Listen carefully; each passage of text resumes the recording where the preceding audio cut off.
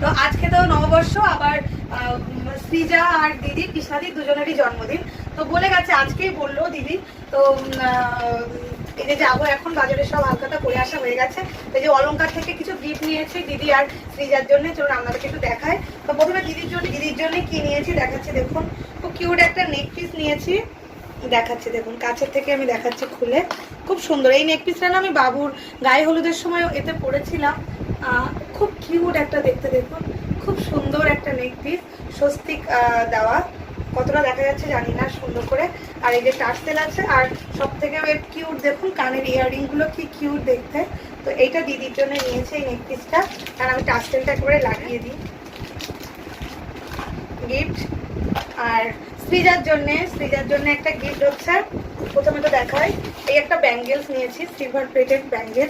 দেখুন কি সুন্দর দেখতে, খুব ইউনিক, বাচ্চা মেয়েদের হাতে পরলে খুব ভালো লাগবে। তো এই একটা রিসলেট টাইপের নিয়েছি। আর নিয়েছি একটা কিউট ব্যাগ নিয়েছি, ওর জন্য ব্যাগটা খুব পছন্দ হলো। এই ব্যাগটা নিয়েছি, দেখুন না দেখাচ্ছি ব্যাগটা, কিউট ব্যাগটা। এই এরকম করে বাচ্চা মেয়ে তো এরকম করে ব্যাগটা নিতে পারবে। তো ব্যাগের এটা খুব কিউট, ওর কোনো ছোটোখাটো টুকিটাকি জিনিস এর মধ্যে একটু ভরে নিতে পারবে।